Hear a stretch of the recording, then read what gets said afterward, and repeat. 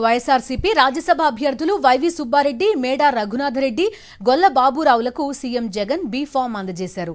ఈ ముగ్గురు అభ్యర్థులు కాసేపట్లో నామినేషన్ వేయనున్నారు. నామినేషన్ వేసేందుకు క్యాంప్ ఆఫీస్ నుంచి అసెంబ్లీకి చేరుకున్నారు.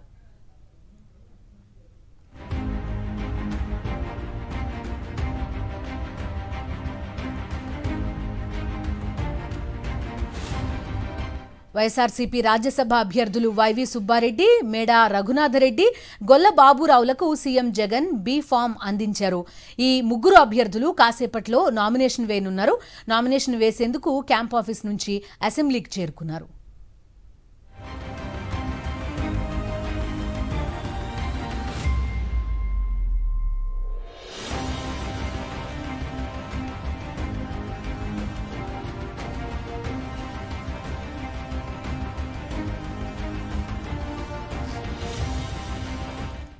మరి కాసేపట్లో రాజ్యసభ అభ్యర్థులుగా ఈ ముగ్గురు నామినేషన్ వేయనున్నారు. పూర్తి డీటెయిల్స్ అందిస్తారు మా కరెస్పాండెంట్ సతీష్.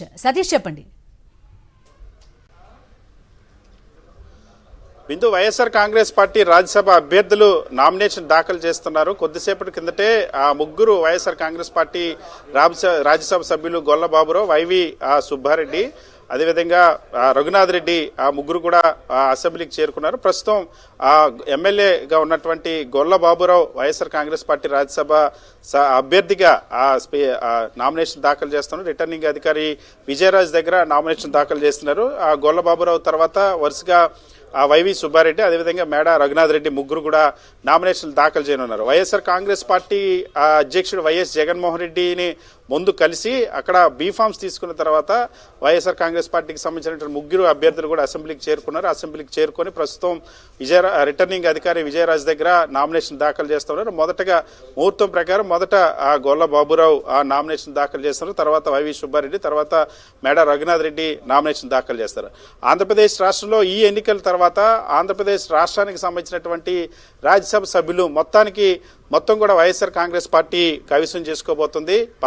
ఆంధ్రప్రదేశ్ నుండి 11 మంది రాజ్యసభ సభ్యులుంటే ఈ ఎన్నికల తర్వాత 11 కూడా వైఎస్ఆర్ కాంగ్రెస్ పార్టీకి సంబంధించినటువంటి రాజ్యసభ సభ్యులు ఉంటారు. రాజ్యసభలో 11 మంది రాజ్యసభ సభ్యుల సంఖ్య బలం పెరగబోతుంది. ప్రధానంగా ఈసారి ఇచ్చినటువంటి ఆ రాజ్యసభ అభ్యర్థుల ఎంపికల్లో ప్రతిసారి కూడా సామాజిక న్యాయానికి అత్యధిక ప్రాధాన్యం ఇచ్చేటువంటి ముఖ్యమంత్రి వైఎస్ జగన్మోహన్ రెడ్డి ఈసారి దళిత నాయకుడైనటువంటి, దళిత ఎమ్మెల్యే అయినటువంటి ఎస్సీ వర్గానికి సంబంధించినటువంటి గొల్ల బాబురావుకి రాజ్యసభకి అవకాశం కల్పించారు.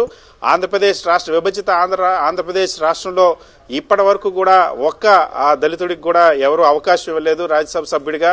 వైఎస్ జగన్మోహన్ రెడ్డి మాత్రమే ఎస్సీ సమాజ వర్గానికి సంబంధించినటువంటి గొల్ల బాబురావుకి రాజ్యసభకు వెళ్లేటువంటి అవకాశాన్ని ఇచ్చారు. అదే ఇప్పటికే వైఎస్ఆర్ కాంగ్రెస్ పార్టీ నుండి ఉన్నటువంటి 8 మంది రాజ్యసభ సభ్యుల్లో 4 బీసీ వర్గాలకు సంబంధించిన వాళ్ళు ఉన్నారు.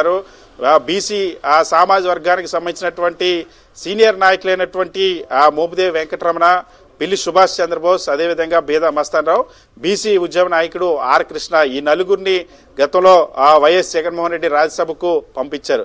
సో దాంతోపాటు ఇప్పుడు 4 బీసీలతో పాటు ఇప్పుడు మరొక ఎస్సీకి కూడా అవకాశం ఇస్తా ఉన్నారు. విద్యావంతుడిగా గతంలో జిల్లా పరిషత్ సీఈఓగా పనిచేసినటువంటి విద్యావంతుడు గొల్లబాబురావు, అదేవిధంగా వైఎస్ఆర్ కాంగ్రెస్ పార్టీ ప్రారంభించినప్పటి నుండి కూడా రాజశేఖర రెడ్డి పేరు ఎఫ్ఐఆర్ లో పెట్టినప్పుడు రాజీనామా చేసినటువంటి వ్యక్తుల్లో గొల్లబాబురావు ఒకరున్నారు. ఆ రోజు నుండి ఈ రోజు వరకు వైఎస్ఆర్ కాంగ్రెస్ పార్టీ నుండి ఉన్నటువంటి వ్యక్తి. సో అటువంటి వ్యక్తికి రాజ్యసభలో ప్రాతినిధ్యం కల్పించాలని ముఖ్యమంత్రి వైఎస్ జగన్మోహన్ రెడ్డి నిర్ణయించారు. మరొక senior leader YV Subba Reddy YSR Congress party స్థాపించినప్పటి నుండి గతంలో లోక్సభ సభ్యుడిగా పనిచేసినటువంటి అనుభవం ఉంది.